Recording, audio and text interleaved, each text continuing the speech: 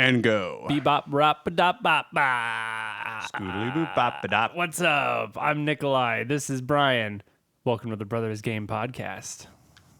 I need to take the headphones off. That was too weird. Was it like Because I was like hearing your voice in the room, but also in my headphones. wom wom wom? Yeah. So we're recording. That was the real intro. Was Yes. that? Oh, was Sure. that? I mean, I can cut out start- anything you want. No, that was really good. Yeah. I think that was grade A content. Good. All right. Brian, how are you? Welcome to the podcast. You know, I'm doing all right. We're recording. Uh-huh. It's been a while. Yeah. Been a little while. A little bit. Feels like at least a couple weeks, maybe something like Yeah. that. I am drinking a Monster Ultra Paradise. Nice. It's the green one. Do you feel like you're in a paradise? Bro, I'm lounging. There's a palm tree above me. I'm in paradise. There you go. Living the dream. Watch me. And I have my usual lime polar. Yes, which is also green. We got green cans going all day. That's right. Very nice. Have you had the Paradise? No, I've had I think the white, the purple, and the blue. Okay, all Of- good. of all good. those I'd ones. really recommend the orange. Okay. The sunrise or whatever. Yeah. It's just orange. I know you like I know orange a lot. typically orange isn't your favorite thing, but it's such a good orange. Okay, I'll try it. It's very bright tasting. It's very good. I was on an orange soda kick at one point as a kid. Keenan and Kel probably helped that. That'll do it. But Yeah, it's yeah. good. And it's like, so I liked orange soda and grape soda. I still love grape soda. Yeah. I'm a big And I grape, still like them. grape I just fan. don't hardly ever drink them because I don't really drink a lot of soda. But Yeah. and I always liked orange just a little bit more than grape. Okay. Yeah. And yeah, but grape always edged out for me. I've always liked that the Tussin type grape. Oh, I actually Tussin never really grape. liked that. I Kind like of grape. I like the dark syrupy grape. Well, so here's Like, the thing. It's gross. I had a lot of medicine as a kid because I had true. No, lots we of did. various sicknesses. We both did, but yeah, you we had lots especially. of health problems. So, Not anymore. Praise God. yeah. So most of mine were grape flavored because that was the least offensive flavor to me. Oh, but it was definitely. still. I mean, compared to cherry, it's oh, yeah, ugh. so much better. And yeah. some people like that like kind of cough syrupy cherry That- flavor. that's I don't. crazy I don't to me. understand that. I get the grape, but the cherry is Yeah. just that's disgusting. So yeah, but unfortunately, so when I have grape that tastes kind of like that, it makes me think of that. And that's understandable. I know grape is usually a very polarizing flavor, that purple flavor. It's really, Yeah. because it isn't grape, it is purple flavor. yeah. So, well, there you go. That was a great little, That was a great start to our video great game start. podcast Welcome to the video game podcast, where we talk about grape where soda. we talk about grape soda and various other drinks and medicines. Yes. What other medicine are you a fan of? There's a Flintstones chewable vitamins. it's the best. It's the good stuff. Yeah, there's this one like orange one. I think it's like a cough. It's like a cough or a cold something. It's like a liquid, Yeah. and it is insanely good. Oh, It really? doesn't taste like medicine at all. It just tastes like delicious syrupy orange candy. It's very expensive too. Orange medicine was orange flavored medicine was hard. Was It's rare. hard to find, but it is typically the And best. the last time I can remember having any was right after surgery, and I threw up immediately. So I don't Dang. remember what it tasted like.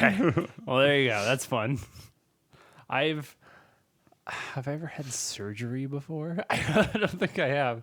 Oh no, dental surgery. If you count. Oh, yeah. If you count oral, I've had 2 root canals. Yeah. So if you count that, I've had 2 surgeries. I've had Maybe when I was a baby, but I haven't had anything where they have to like open you up. like really, yeah. Yeah, I haven't had hardcore like surgeries. any internal organ surgery or anything. no appendix things. Or I anything, had yeah. right. I haven't had my appendix out or anything like that.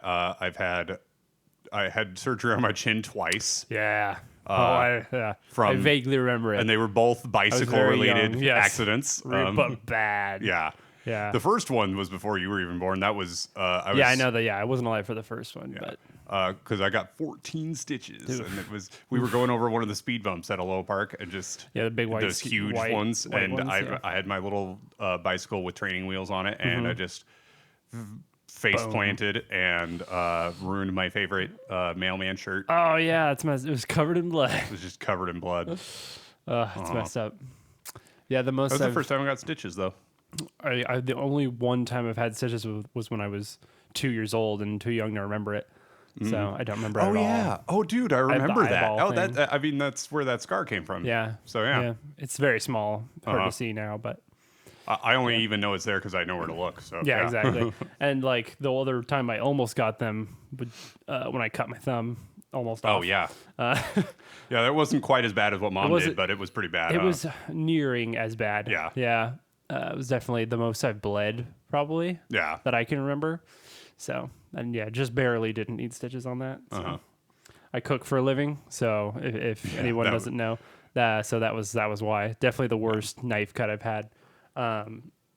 So silly too, because I was cutting green onions or scallions or whatever. The easiest thing to cut on the planet. There's like just one way to cut it, basically, and that's probably why I wasn't paying enough attention. Anyway, You're like, oh, this is easy. I've got this. good times. Yeah. Good times. So, get the ball rolling, get things started. Let's get back off topic. Let's. What else hold can we on. talk? Okay. Forget video games. So for a this second. this is the thing I wanted to talk about most. So Okay. let's just get into Let's it. do that. So I watched a few videos on this channel, Lazy Game Reviews, and he does a lot of things on his channel. But the thing that he did that got me interested is he does some retro computer builds, and he does Right. like Windows That's 98 and 95 DOS and Which is just fun. That's just machines, yeah, fun to see that old tech. and just plays old DOS games. Like his go-to is Duke Nukem 3D. Oh, nice. Such a And- classic. Yeah. And so, and these are games that,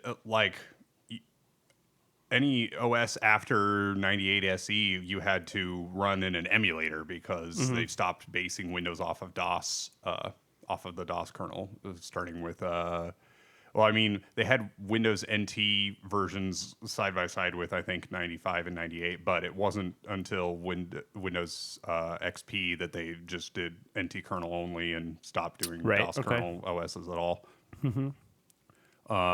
And so that inspired me because in January of this year, I built my new computer. And I talked about this before. So my old computer's just been sitting unused for a few months. Right. And even though it's 11 years old, it's actually pretty fast because it's got an SSD, it's got a quad-core processor that's SSD got makes a big difference. That's got a decent single-core performance. It's So like got- 12 years. That was like when did you get an SSD in it though? Right? It's not a 12. that was like SSD. 2014. Yeah, I'm like, there's So no way 6 that's or 7 12 years. years old. Yeah, no, that makes sense. And also, Okay. sometime around like 2015, I upped the RAM to 8 gigs. Yeah, nice. So yeah, it's quad core CPU, 8 gigs of RAM, SSD. So it's fast. Really great for a 12-year-old computer. Definitely. As had an old crappy video card, but whatever. So I decided to throw Windows XP on there, and sure enough, there were XP drivers for all of the hardware Wow, because that's cool. Most of the hardware was from 2010, and they were still making releasing XP drivers for Was everything. that supported then back Yep. then still? Nice. Because XP was around forever, and So long. I think people forget. So like, Windows 7 came out, I think, in 2009, and Windows 10 in like 2015. So that was only like 6 years. But like Windows XP, I think, came out in 2001, and they were releasing drivers and stuff for it until like 2015. Yeah. It's insane. Insane. Yeah. And so I mean, it's probably the longest lived OS, right? probably. I mean, I would assume. Yeah. Yeah, because I mean, like, other than computers that are doing operating like CNC machines that are still running on DOS or something, like, other than that, or hobbyists who just Sure. maintain a Windows 98 Right. machine for fun. Other than that, like, XP is pretty much the only OS nearly that old that anybody really That uses. was truly like supported for that long.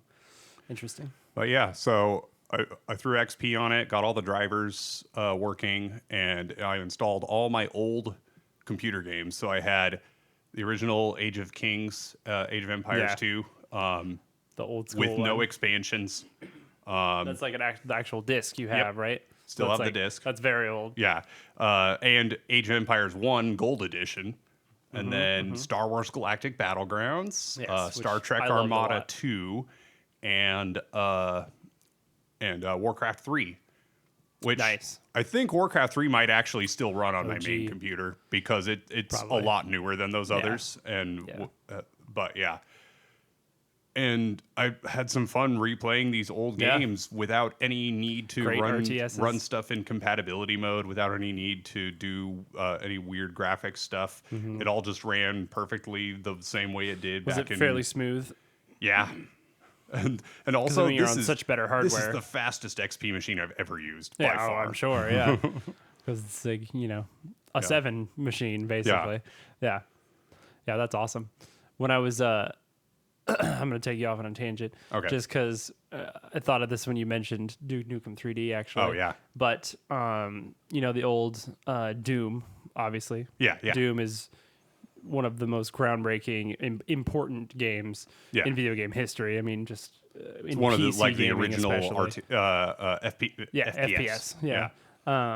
It's such a simple game.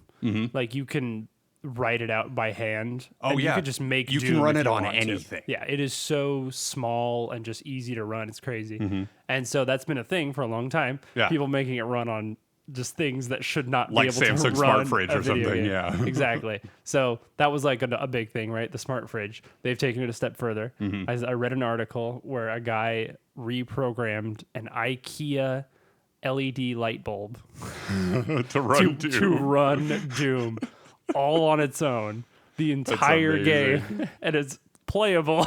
Wow. and it's the tiniest little horrible thing on the planet.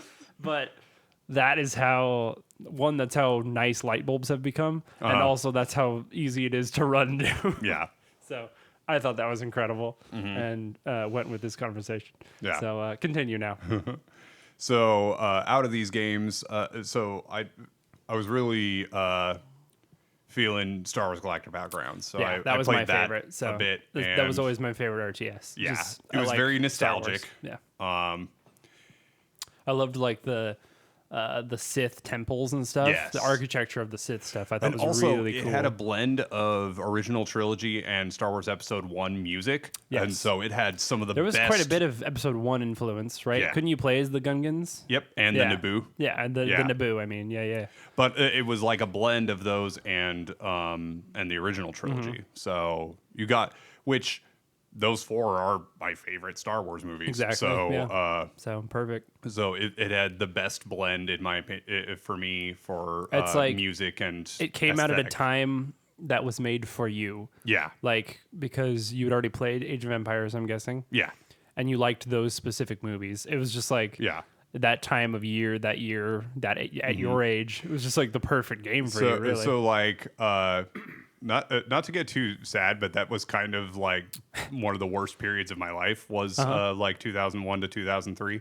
So, but I had some of the best gaming memories, and that's Yeah. probably part of why is because like life outside of that wasn't Sucked, great. but So I the video just games lost helped. myself in video games, and there were some great video games Yeah. between like 2000 and 2003. And I would say the same. I mean, I was into Yeah. a lot of games at that point too. So, yep. I also played a little bit of Age of Kings, and my goodness, the quality of life improvements they've made in newer editions Oh, I are bet. so nice. Yeah, that's like, huge. You had to manually reseed farms every time they ran out. Jeez. Yeah. And then, so a pain. in later editions of Age of Empires 2 and later expansions, you could at least you could go to a mill and just queue up a bunch of farm reseeds. So then every time a farm better then. was used up, it would automatically reseed. But you had to go every once in a while and do a few more. Requeue, yeah. Queue up a few more. Now in Definitive Edition, you just say auto reseed and they just reseed Yeah. forever. Which You have is more important things to great. worry about. Yeah. But yeah, I kept having to go back to my base and reseed farms all the time. Gosh. And also, so you can, when you tell a unit to move, you can hold shift down and right click several places and make a little path for them Like to a follow. route. Yeah. In later versions, if you do that, as soon as you like let go, they will start moving. But in the original, after you let go, you then had to have them move somewhere before they would start moving. Oh, to like initiate the movement, Yeah. but then it would follow the route. Uh-huh. Wow. It was weird. Yeah, that's annoying. And I totally funny. forgot that was a thing until I replayed this. And also, so now I've kind of learned to play Age of Empires. I kind of know what I'm doing to some extent. 'cause you were I'm pretty no longer serious a total about noob. So that. I was going to bring some of those skills with me into Star Wars Galactic Battlegrounds and see, okay, can I actually like do good at this game? Can I will those skills help me? Yeah. Sort of. Sort of. So It's different. The thing is, that game introduced a few new mechanics that kind of changed the game a little bit because there was a building that was an animal nursery, and so instead of just killing animals and cutting food off of them, cutting meat off of them, you could gather them into this animal nursery, and they would slowly generate food over time. Okay. And that's a thing that doesn't exist in Age of Empires. And so I was like, how do I balance? Because the thing about Age of Empires is get as much food as possible as quickly as possible so that you can create more villagers, so that you can get more food, so you can create more villagers, so you can get more of every other resource, so that you can build huge armies. Yeah. But in this game, it's like, okay, it takes a long time to get your food economy going because there's a lot less animals just sitting around. And also, there are only certain types that you can put in the animal nursery, and you want to save them for their nursery because that's going to be in like a long-term, infinitely generating food machine. And especially after you get upgrades for it later on, and the rate that they produce food becomes faster, then it pays off even more as the game goes on. So if you just kill them all in the beginning, then you won't be able to get that benefit. Yeah. Yeah. So that's interesting. And also, you have to put power generators near buildings for them to operate at maximum efficiency. Without those power generators, they operate at like a fraction of that efficiency. So they work, but it takes way longer for them to do anything. It takes longer to create units. It takes longer to do other stuff. So you want to get those power generators near the buildings so that they're always working at maximum efficiency. But each one takes 200 carbon, which is just their version of wood. Wood, yeah. And so you've kind of got to focus on carbon more early so that you can build power generators for all of your buildings, keep them working efficiently. So yeah, and then of course they introduced the whole concept of aerial vehicles and anti-air. Yeah. Which doesn't exist in Age of Empires, and also shields. Like shield generators, which will put a shield around your base and essentially give them a second health bar that automatically regenerates.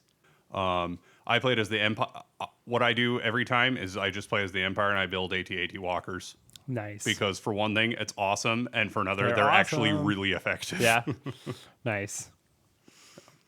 Because so in Age of Empires, you've got without Luke, they were screwed on that. So in Age of Empires, in the barracks, you create melee units, and then in the archery range, you create ranged units. Well, in Star Wars Galactic Battlegrounds, your basic troopers are ranged units.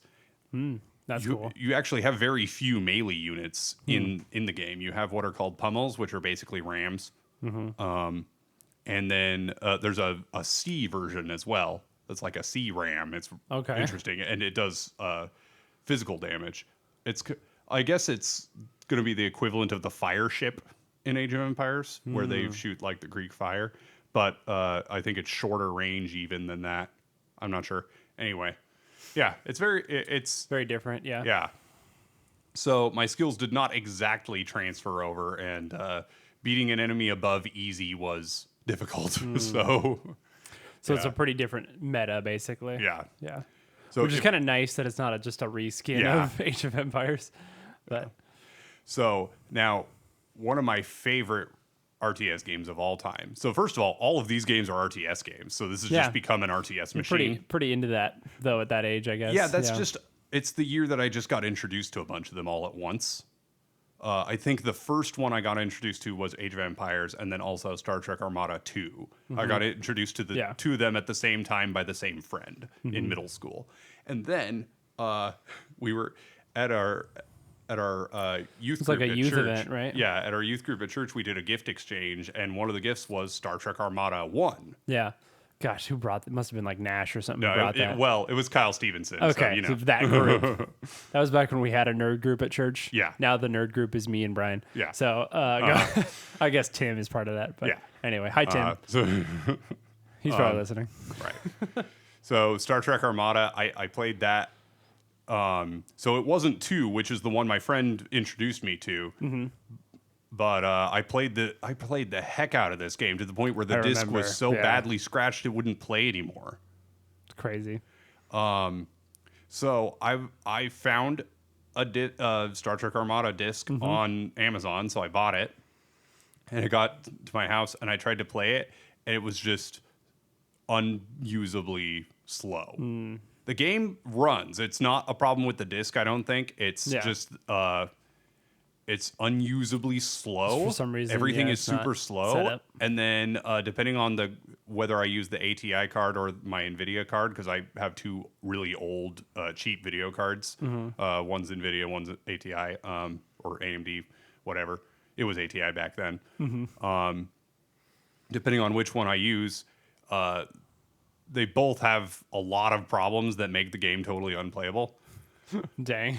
But then I went to this website called like Old Game Downloads or something, and they have a ROM of it, and it runs perfectly on my brand new Windows 10 machine. Yeah. So I was like, awesome. I was curious. I tried the ROM on the XP machine, same problems as the disc.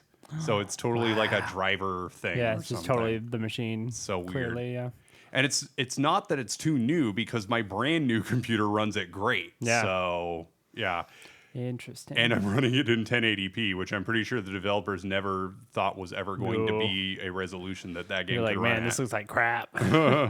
No, it made it look decent, actually. Made it look better? It scales up fairly well. Interesting. Yeah. So Nice. I played one round of that earlier today. Yeah. As the Klingons Nice. fought the Romulans and destroyed them. I only liked playing as the Borg. Oh yeah, Because of the Well, because cube. the Borgs are the Borg is the best The anyway. cube is so overpowered in that game. Yeah. I would just have My fleets favorite of cubes. was the Borg Diamond. Yeah. Wasn't that only in 2 or something?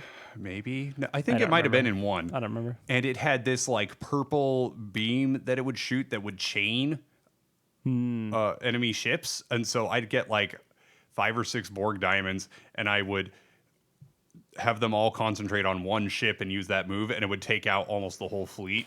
It was Jeez. great. I loved that. And then of Nice. course one Borg cube can take on a lot. So yeah, I love that game. Yeah. I'm gonna probably play it some more. That's a fun one. It's more like just starship destroy Yeah. fun type of thing. And so It always seemed like less strategic, but it really appealed to me because everything is on a grid, and like it's even more so than other RTS games. Like the grid is always visible, and whenever you build stations, they're always like within this grid, and whatever it's very different ships because line everything's up, floating. they're all like there's in a no line. land. Yeah. And so in Star Trek Armada 2, they made it completely 3-dimensional. So their ships can actually go like away and toward the screen, which was very disorienting actually. Yeah. And that's actually one thing I prefer about the first game is that they it didn't doesn't have do that. that. It was It's a all good flat. idea. Like, It's more realistic, yeah, obviously. if you could make that work. But it was never very smooth. It's playing 3D chess, and you're like, I don't like this. You're like, these two ships should be really close together, and then it turns out it's just Super one is far super away. far from the screen Yeah. and one is really close to the screen. So yeah, Interesting. and it was hard to control that, like to tell your ship, hey, I go would far guess so, away from the screen, but not to the left, right, up or down. Yeah, that sounds annoying. Definitely. Yeah, but That's cool. Star Trek Armada 2 has plenty of things I like Good about it things, too, too. Yeah. but the original I prefer. Yeah, I pretty much only remember the first one, I think, mostly. I was very young, though, also. Yes. So Yeah. I was like, green cube, go boom. Mm-hmm. So I was like, this isn't Mario. I don't know what this is. What's happening? And then in other computer news, so I decided to take Nerd. this XP computer and put it into a smaller case because it's just a micro ATX With motherboard. Great cable management, I've heard. Yeah. So actually, when I was looking in there today to see if I could fix it a little more, but it's actually not terrible. It's just you just have to shove cables into holes and stuff. That's and what you want to do. Yeah, You just want to. you just shove them out of the way, and then it's fine. So it's better than it ever used to be, but it's still not great. So there's no RGB in it.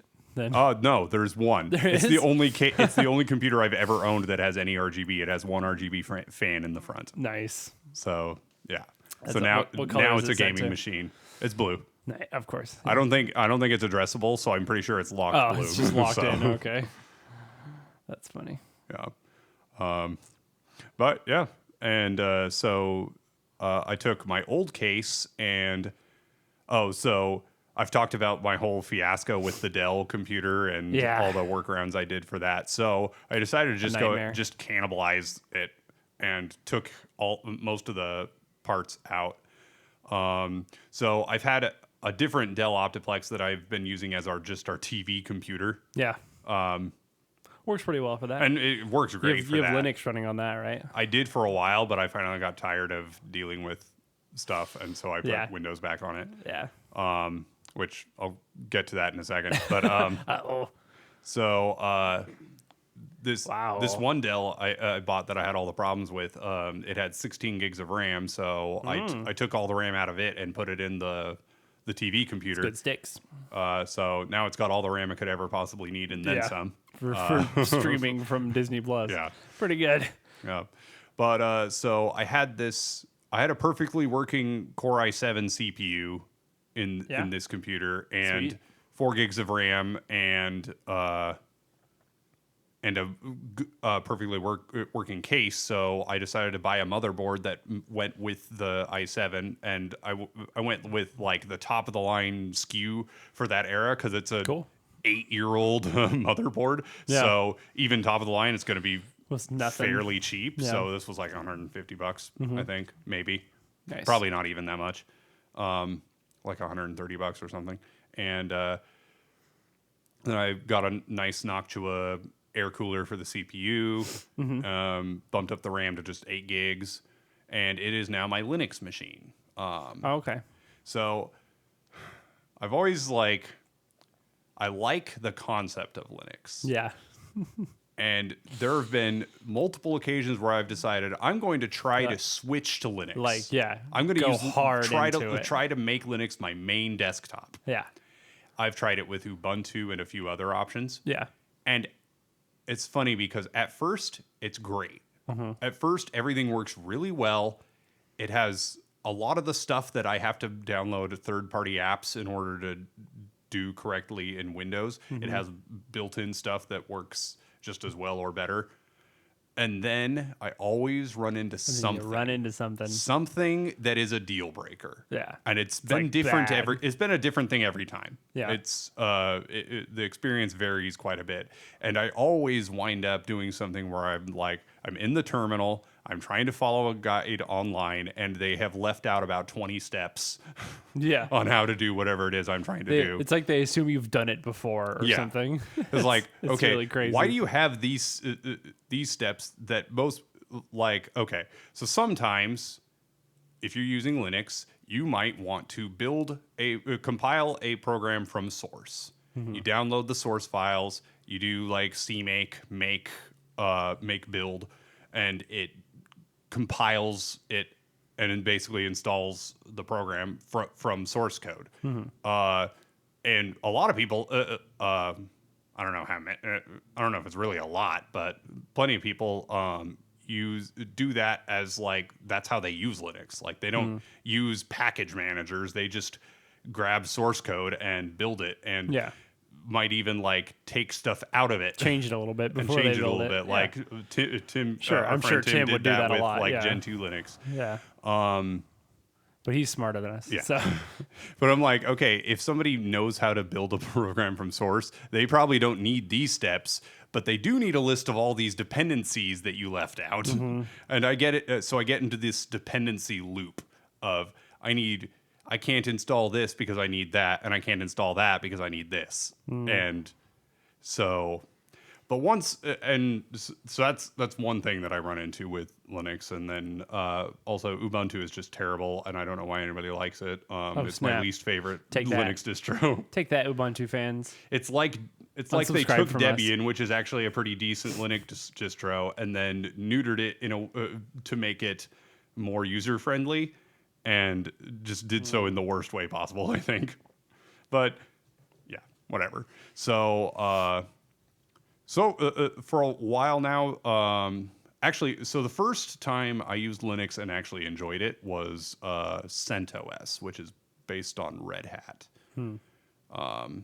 Because there's this whole like family tree of Linux, but Which I've heard of Red Hat. one of the offshoots of like the main Linux branch is Red Hat, and that's like an enterprise one. That's like any enterprise web servers that are using Linux are probably running Red Hat because it's got like enterprise level support and updates and stuff is pretty thoroughly tested before it's rolled out. And so CentOS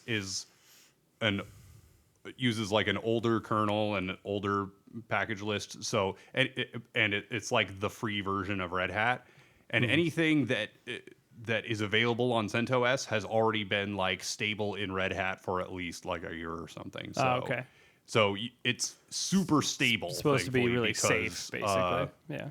Because anything you're using on it has already been tested like crazy because it's already been out for so long. So they've had time to find most of the So that sounds like a good thing to do then. bugs. And it's also like it isn't new enough to have a lot of the newer things they've added to Linux. So if you prefer more of like a classic Linux from like from like the mid 2000s or something, like this is closer to that experience. And I fairly enjoyed that, but it is missing a few new things that I like. So there's a command line text editor called Vim, and that was like one of the old school Linux text editors. It's kind of a pain to use. Yeah. There's one called Nano that is, in my opinion, a lot easier to use, and Debian just ships with it, whereas CentOS does not ship with it. So, so things like that, things like Nginx, which is a website program. You can host websites with it. Yeah. Whoa. Anyway, so if you're setting up a web server, you're either on Linux, you're either using Apache or Nginx, and Nginx is like the newer, better one. So. Okay. I've heard of Apache, so yeah.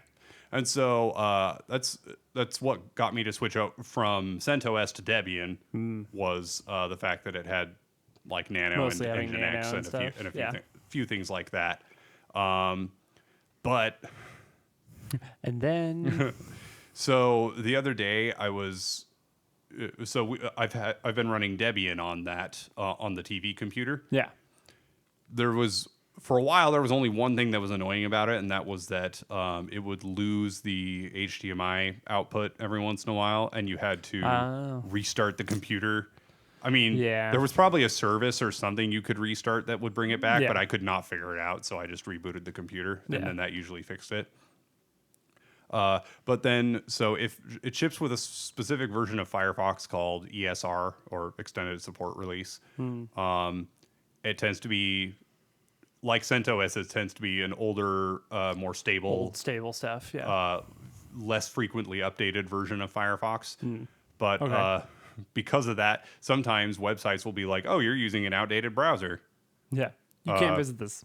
So I tried to see if I could just install regular old Firefox on Debian. And it'd say, not really, no. I mean, yes, if you're willing to build stuff from source, but I avoid that at all costs. So it's like, no, we're protecting you. You can't have that. So that's why I put Windows on that computer. Like, well, forget it. Shocking, it has not lost the HDMI output once yet so far. Yeah. So there you go. Windows works pretty well. Yeah, that's unfortunately. that's why I use Windows. It just works. Yeah. unlike unlike Mac OS, which is what like everybody's like, oh, Mac OS, Mac it just works worse. Mac OS is the worst thing on the I planet. hate it. Gavin has even said he's like all he uses is Macs. He uses Apple for everything, and he's like, Apple is the worst thing ever. It doesn't work. Yeah. Their computers don't work. And it's only gotten worse as time goes on. Yeah, it's what he said. He's like, it's insane. He's like, these Mac Pros, the really expensive ones, he's like, they don't work. Yeah. I can't do anything. In like 2009 or whatever, I was tempted to get a Mac because Mac OS was actually pretty decent still back then. And it's just not anymore. I mean, back when like having a MacBook Pro was the height of technology, basically, and I was like, that would be awesome. Now I'm would rather have my Lenovo, with Windows 10. Absolutely, so, 100%. Gosh, and every time I have to use one at work, I want to die because I hate not only the software but also the hardware. But I hated it in elementary school. And I didn't even know computers then. Oh, I actually, so we had all Macs at Westview in my high school, and I actually liked them. So the desktops were fine because they were the old, the colored iMacs. Oh yeah, the like blue and red and green with the big handle on the back. Yeah, those were great. The Zoolander one, they were awesome. And then in like 5th grade, they were upgrading everything, and we got laptops, like MacBooks, actual MacBooks. Like there was just like this, metal, cabinet full of MacBooks. Like it was crazy. And I'm like, my school has funding? That's crazy. And I hated every second of them. They were the worst things on the planet. And I was like not even experienced with computers. I wonder how many students feel that way about Chromebooks because that's I'm sure they do. Oh, I would never own a Chromebook. So it's just having a phone that's shaped like a laptop. I get the concept. I just don't like them. I'm just old enough to be so used to desktops and Windows and stuff that I just can't do the whole your phone is now a laptop thing. I'm just like, I don't like That's it. one thing that annoys me about Where's the control panel? I've been looking at the Windows 11 leaks and info about Windows 11, and I hate the fact that it's moving more towards like mobile. Everything's going to be a Surface, basically. Yeah. I mean, they're going to unify everything, basically, probably, unfortunately. So. But speaking of OSs I like... Ryan, I need to remind, Windows 10 is the last Windows. I don't know. Right. I don't know what you're thinking. Yeah. Yeah, that was a lie. Speaking of, but back to OSs that I kind of like. So this is the second time I've tried this, but I've tried Fedora again, which is another Red Hat. Milady. Yeah, it's another one based on Red Hat, but it's like it's a different hat. Yeah, but it's more like bleeding edge. Not quite bleeding edge, but it's everything's actually up to date. It uses uses the latest Linux kernel. It's Shadow the Hedgehog. It's edgy. Yeah, okay, I get it. Yeah. But the nice thing about that is it has like all its packages and stuff are actually up to date. Yeah. And that's cool. I actually like that.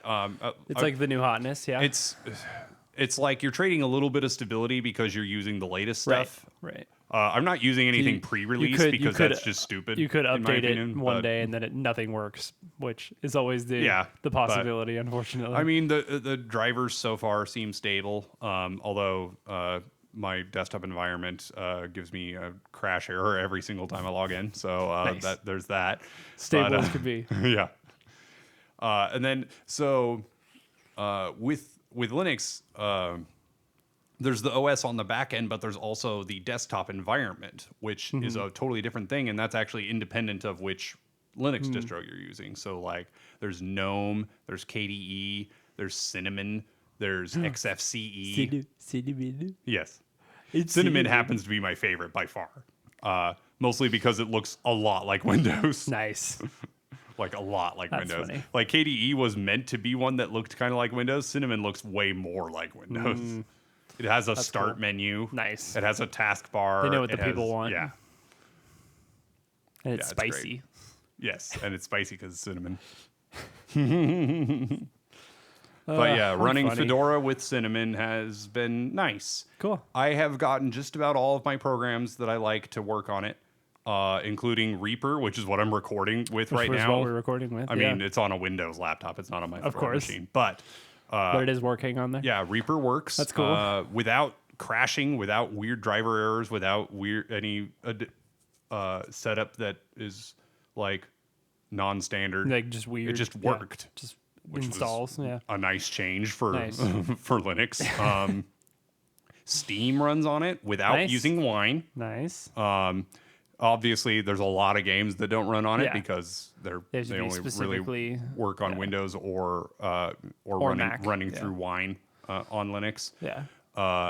But like I was able to play Portal, Nice. and Nice. it ran perfectly smooth. It Well, the didn't have Orange any Box is on weird sale right now. issues. I Yeah, recommend it. yeah. Let's see. It's got like LibreOffice. It's got VLC. Oh, nice.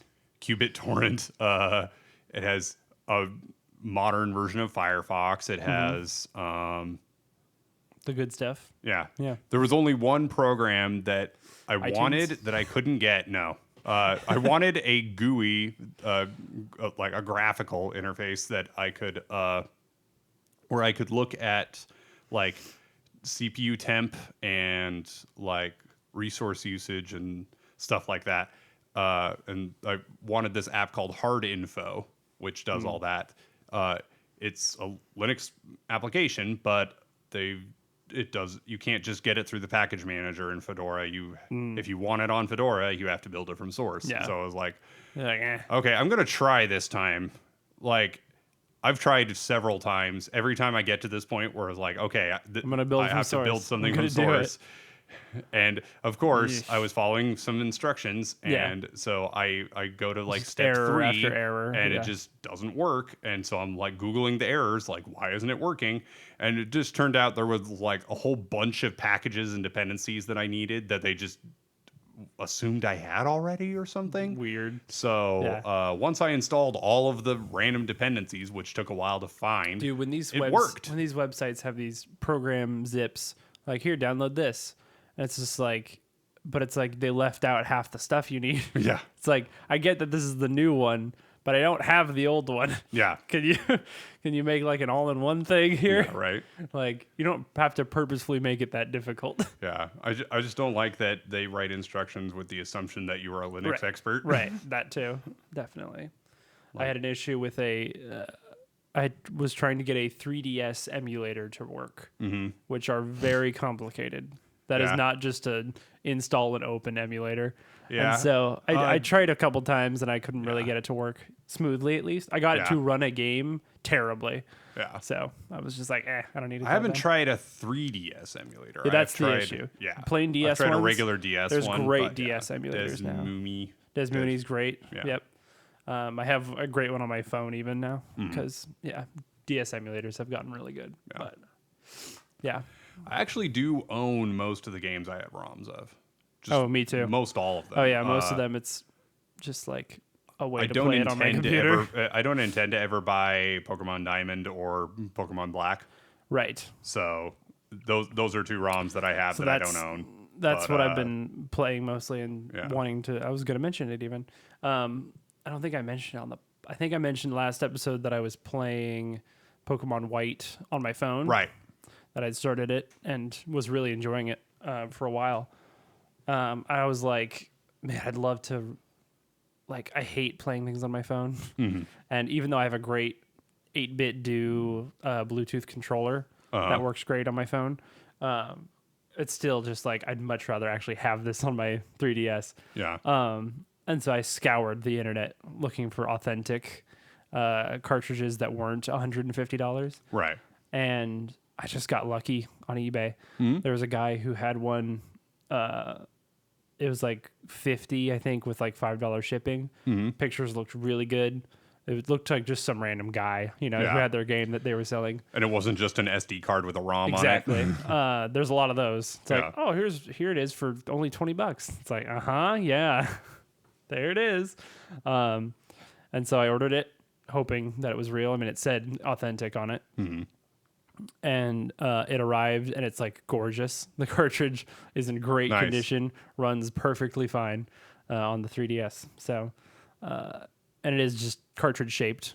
Yeah. And luckily with black and white 2, it's very easy to tell a reproduction cartridge because they basically can't because of how good the anti-piracy is on those games. They can't just make a cartridge that looks like a DS cartridge like they can with Diamond and Pearl and Heart Gold Soul Silver are easy apparently. So it's always like this weird like SD card looking thing that has a micro SD shoved in it. And it usually runs off of a different game. It like has to trick the DS into thinking it's a regular game. And it's usually like a SpongeBob game or something. Oh, that's like funny. literally. So like you run it as SpongeBob, but then it loads up like an emulator basically, and then you have to click Pokemon White. Wow. They're really bad. Yeah. And half the time they don't work.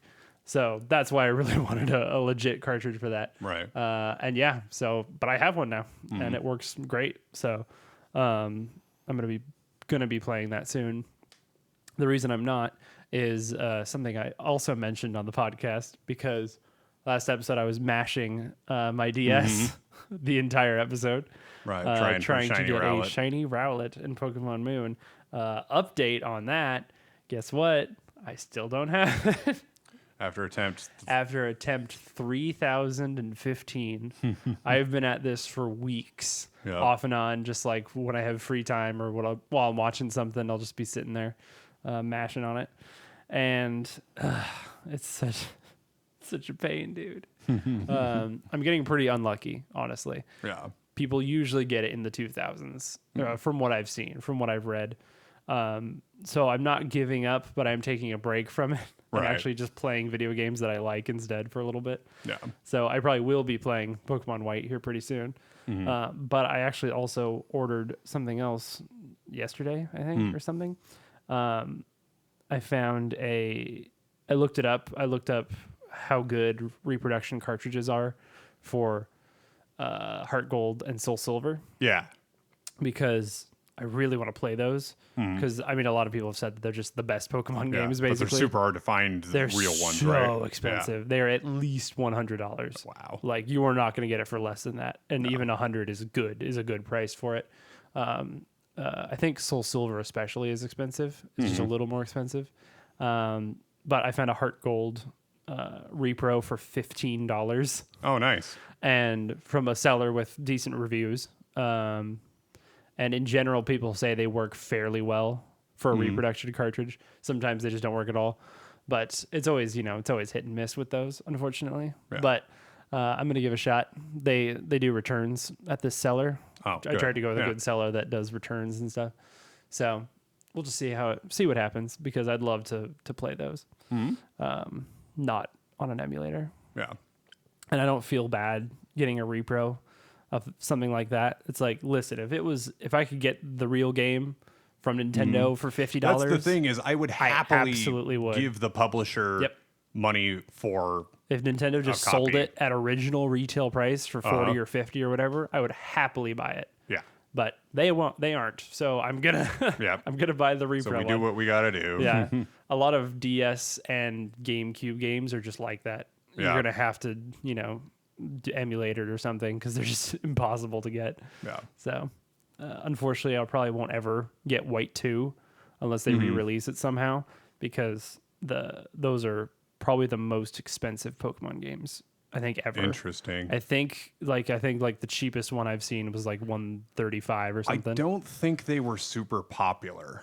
I don't think when they came out, but now they are. Yeah. Now people love Black and so White like too. they probably didn't make a ton because they're like, well, these just aren't selling. Yeah, because it's just like a sequel game. I feel like that's really when Pokemon hype was dying a lot. Yeah, like, which is interesting because now people love Gen 5. Yeah. So I don't know, but I think at the time, because I feel like Sun and Moon really rejuvenated Pokemon. X and Y, everyone was like, well, this is new and different. Like, that's kind of cool. And then Sun and Moon was like, boom, Yeah. And it brought back people like me who were like Gen 1ers. Yeah, I sort of made you play Pokemon Y, I think. I was like, bro, play it. It's really good. I loved Pokemon X. So. Yeah. Oh, I was talking about Sun and Moon. I know. But like, that's what that's the one I sort of made you play, and then you played Moon, or Sun. I don't remember. Did you have Moon or Sun? I had the Moon. I think because I had Moon too. Actually, that's one of the few I have both of. Yeah. I have Sun and Moon both. Yeah. Yep. I think I actually saw a tweet about that where it's like Pokemon fans hate Pokemon games when they come out, and a couple years later they're the greatest games that ever came out. Yeah. Because in 10 years people are gonna praise Sword and Shield like crazy. Absolutely. It's gonna be one of the best Pokemon games of all time. Yeah. 100% true. Luckily, I don't have to buy Diamond and Pearl, even though they're not that expensive, because Shining Diamond and Radiant Pearl are coming out really soon. So I have that pre-ordered, Pearl. And they just put out a new trailer for it, a gameplay trailer. Doesn't show a lot of new stuff, but it did update. It has updated graphics. Oh, okay. So the first one they showed was in development still, obviously. So now it's everything looks the textures are slightly better. Like the trees look a little better in fights and stuff. Little tweaks, but it definitely looks really good. I think it looks gorgeous. So especially the in battle graphics are really good, which is really cool. Yeah, because I know a lot of people complained about the graphics. It's because of the chibi aesthetic of the characters in the overworld, which makes sense. I mean, it does look a little weird, but it's also cute at the same time. I'm totally fine with it personally. Yeah. But I really like the in battle graphics. They look more vibrant than Sword and Shield did, which is really nice. So looking forward to that. Other pre-orders, I have, what is it? It's like the 2nd, I think, of July today when we're recording this.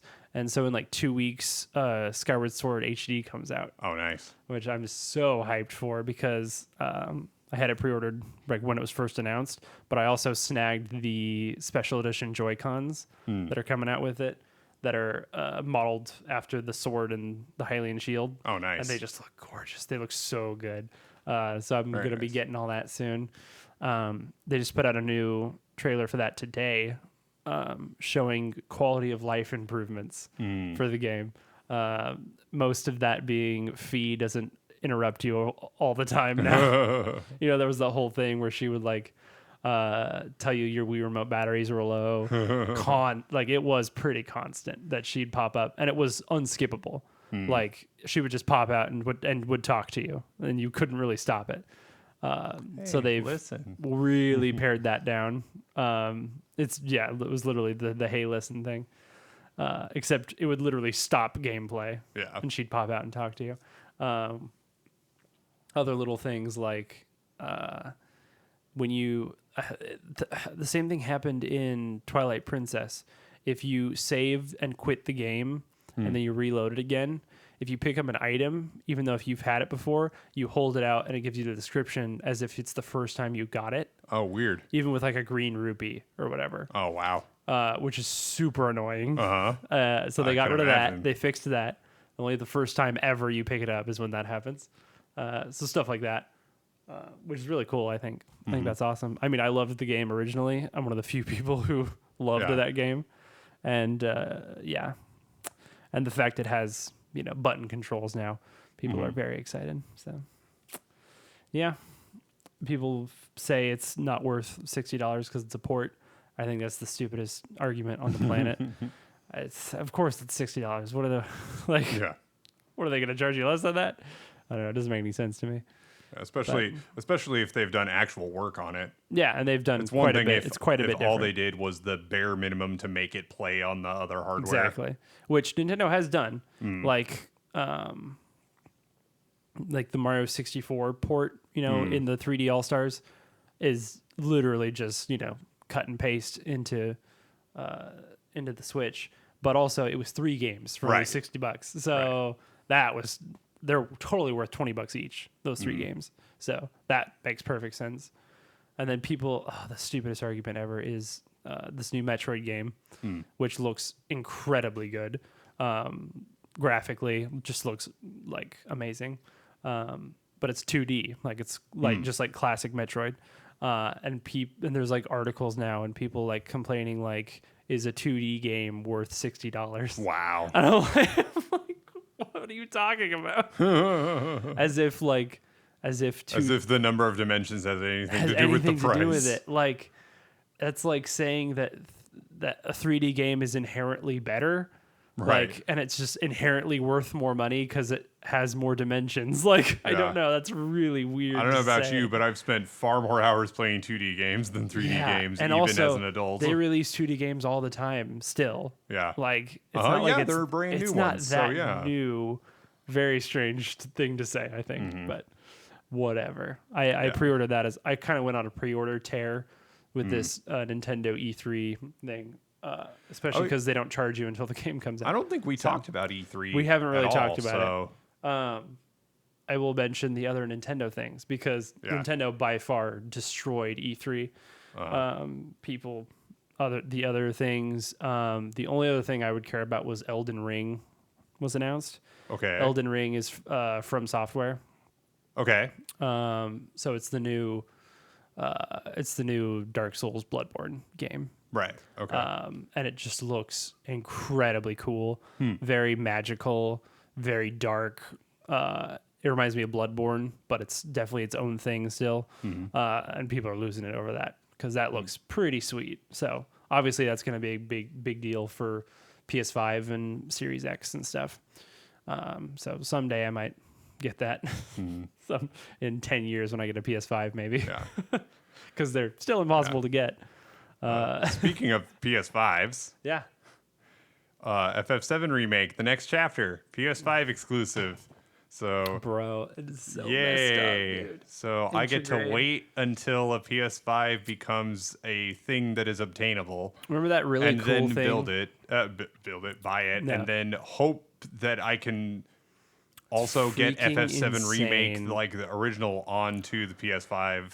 So it has the original remake on it on PS5 also, but I don't know if you can transfer save data. I'm gonna guess you So, can't because I it would was just assume probably you the can't. version that was built for that hardware. It's so insane. It's a totally different CPU so architecture. insane. So, To yeah. get to a game that was so popular on the previous platform, just put it on both. Yeah. And everyone does that. Like GTA 5 was on every console ever. Yeah. Like what Nintendo did with Breath of the Wild was brilliant.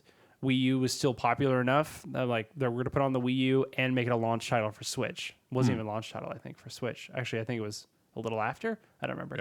Yeah. But brilliant, great. Yeah. Like I had both for a while because I didn't have a Switch yet. And like I'm actually It's just okay that crazy. it doesn't run perfectly smoothly on the older console if I choose to get it on Yeah. the older console. Yeah. Like if I have to turn the graphic settings down a little bit and to make it play smooth, that's fine. Yeah. Like I get that it's, sort of a selling point to get you to buy a PS5, but also you can't get PS5s. Yeah. So But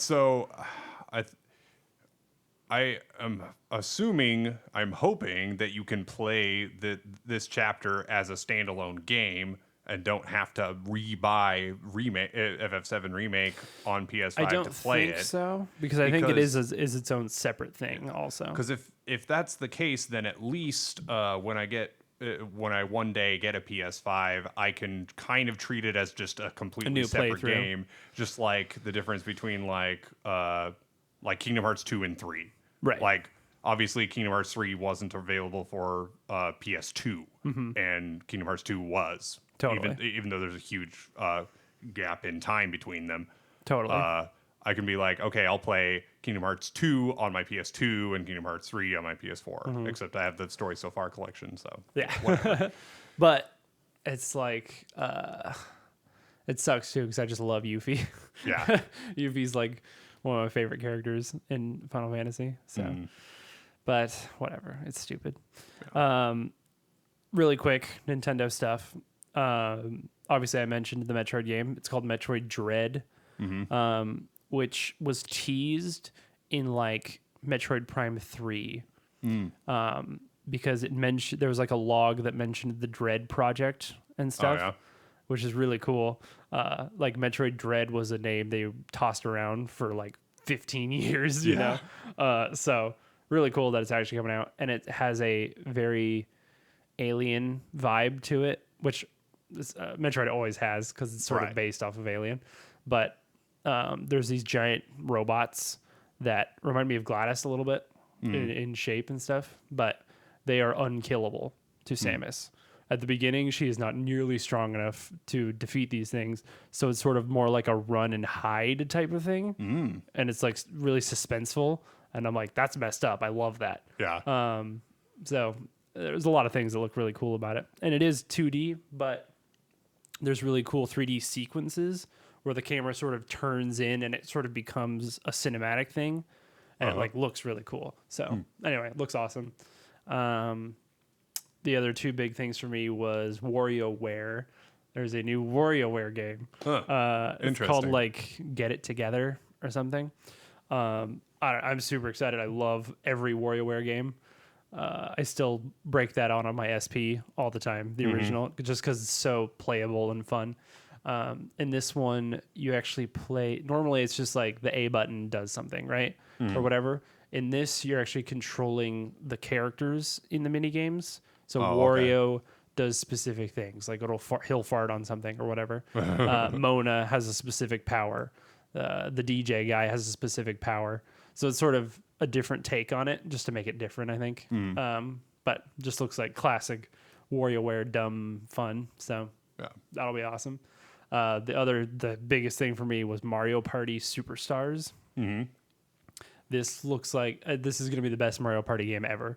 Like hands down, I already know that this is going to be the best Mario Party. It's got so it's all basically just remake stuff from the first 3 N64 games, the good Mario parties. So it's got Peach's Cake Land from the first game. It's got the Space Land from Mario Party 2, which was like always one of our favorite ones. Right. So that looks awesome. If this has some of those can't wait like improvements that have come along with newer Mario Party games, I think this will be really fun. It looks like a very good mix of old and new. So because there's so much less punishing than the original games were. Yeah. And that makes them a lot more fun. I'm gonna guess the things are still there. I'm gonna guess Chance Time still exists, but I'm gonna guess it's way less punishing and evil. Oh man. So there were times I almost cried. Yeah, it's crushing sometimes in those old games, especially if you're playing like a 50 turn game. You're like, and you've got I've been at this for hours, and you've just been pouring your entire being into beating these mini games and trying everything you can to get ahead, and then a stupid Chance Time ruins everything.